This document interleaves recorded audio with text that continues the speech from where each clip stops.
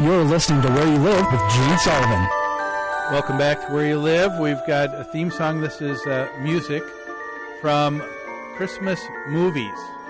And I've got attorney John Eden on the line, too. You got some reinforcements. Yes. I've got this one, Gene. I've got it figured out. Is this that Tim Burton? Nope. This is Home Alone. That is correct. Oh. Home Alone. 1 and 2. Very good. Yeah. Very good. I'm doing lousy. I am. This is the last time I'm going to ask you to set up these movie themes without me knowing the list first. Well, let's get back, folks. Thanks for taking some time to be a part of the show today.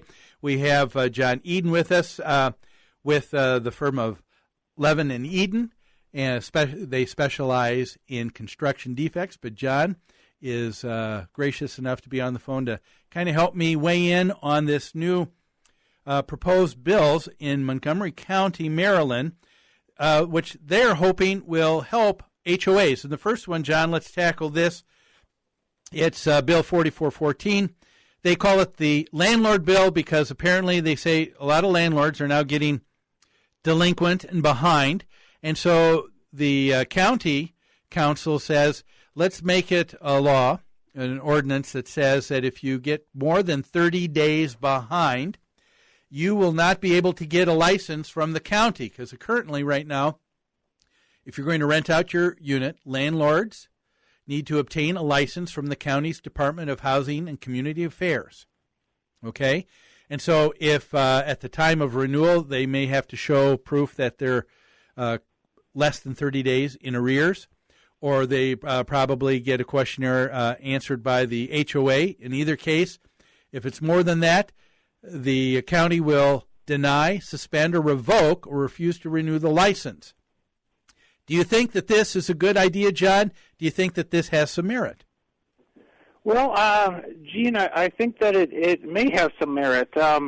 Montgomery County, Maryland is the licensing authority for renters and landlords, and I think it's within their purview to impose these limits. They certainly have an interest in keeping up communities, making sure that they're fiscally solvent, and there's a real strong public policy that I'm sure the listeners have experience with in keeping up our common interest communities. I think that a lot of people have experienced the boom cycle of community association living when everything is great and there's plenty of money, and now we've had a bit of the bust cycle where we see people having to continue to rent out their units because of a move, and then they're upside down and cannot sell it. Yeah. Or short sell it. Well, yeah, I agree. I think this is a good idea. Let me ask you this: there's some people who are against this bill are saying this, and I'd like to get your comments. They say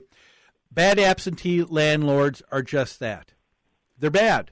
They don't care if they have or don't have a rental license. They're going to operate their rental unit whether or not they have a license, and so. Boo-hoo, if I don't if things are revoked, chances are they're going to move ahead and do it anyway. And looking at probably how they're staffed to enforce compliance with ordinances, I would imagine they would be chasing a lot of people to try and find who is keeping up and who isn't, don't you think? Well, that's a very good point. The article is silent on the enforcement provisions, and what are the consequences if someone does not get a rental license? It suggests that there's a provision in the bill to allow the county courts to enter a foreclosure order at various amounts, and I guess when I look at something like that, I think, well, I don't know if that sort of legislation is going to pass muster because it kind of a little bit of a separation of powers issue there. I think that state law would govern whether or not the foreclosure could be entered. But like in Minnesota, we have mechanisms in our MKIWA law and otherwise to foreclose on units ownership when P's and dues are not paid.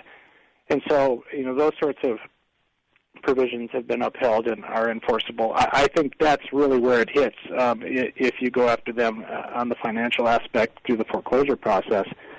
But yeah, you're right. They may thumb their nose at well, so what? I don't have a license. What are you going to do to me? And unless there's some other mechanism, it's not going to really have a desired effect. Yeah, I mean, unfortunately, that is. I mean, I can appreciate the intention of people in trying to draft something, because we see that on the HOA level too.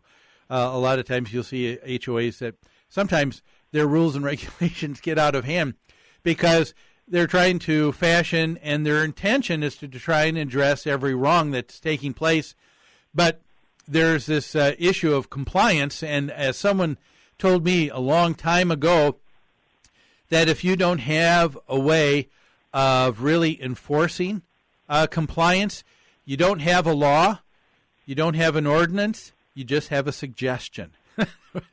Do you agree with that? And that's an excellent point. And in today's rental market, even foreclosure is not always much of a consequence, because if it's upside down, you're going to take second seat to that bank loan, and maybe there's no money in it anyway. Mm-hmm. But you know, like we were talking about in the introductory comments, the market will turn around, and that will be more of a burden. Yeah. Or in a position at some point in time. No, I would believe that when we're talking about the county, same as the city, they have the county sheriff, and so they have a different way of enforcement, and that's through a police force. And in the case of city ordinances, I would think that I'm thinking here in Minneapolis, if you read in the paper every once in a while, there's one landlord who just owns a lot of just really awful bad units, homes that they're not keeping up with. And because of that, there have been orders for the person to have a lot of outstanding fines. And I think some of those people will actually spend time in jail, don't you think? It certainly can happen. We hear about the deadbeat landlords and the full power of the government applied to either divest them of their property or otherwise get them to pony up and make those improvements. But so maybe there are those mechanisms. Yeah, so maybe that might be a way that they're taking a look at how this might be enforced. I would think that they would need to do this hand in hand with the HOA. If they, I would imagine that anytime any property is registered because of a sale, the county will also know whether it's an association or not, and based on that, they can require at that first licensing that the person give them the information for the HOA board, and then it could be a matter of yearly staying on top of it with sending something to the HOA to fill out to see whether or not this person is less than 30 days in compliance. But that seems like it might be an important piece. One of the concerns, though, let's talk about this particular bill, John, and that is there are others who are against it, saying that to get to the compliance that you're going to really need, this is going to add a lot of extra paperwork and time. And anytime you add paperwork and time that's required, now you're putting an extra burden on the county, which in turn means an extra burden, means additional costs for licensing because they need more staff, more people, more ways of being able to enforce this.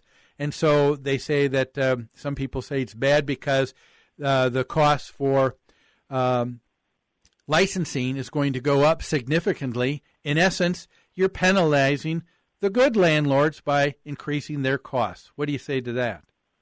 Well, I think that's kind of a facetious argument, I guess, Gene. I think about it this way. In Minnesota, if you want to buy a condominium unit in an existing common interest community, you get a resale disclosure from the management company, and it has some updated information. One of those things that affects me all the time is pending litigation, and I end up writing resale disclosures a lot for HOAs, but it's a simple document, and it's readily available and ready to be sent out to new buyers.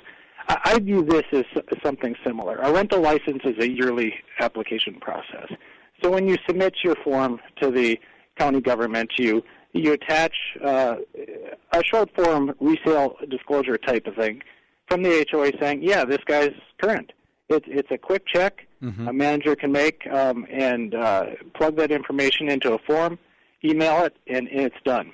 Yes. I don't see the paperwork in that. I don't see the additional staff time. It seems very minimal to comply with something like that. Yeah, it very easily could be handled that way. There could be an additional small charge for preparing that information, but then that would be something that would be charged back to the landlord of the unit in the association, which seems to be a fair burden. If a person is going to operate a business, and there's extra costs involved, then that cost would be picked up by them and not other people. Right. Yeah. Well, we've got one other aspect of this bill, and it is called the training bill. But we need to take another break. You can stay with us, can't you, John? I sure can. We're talking to Attorney John Eden of Levin and Eden, talking about the Montgomery County Council offering two bills to hopefully help HOAs. But we need to take a break right now, so don't go away. We'll be back with more after these messages.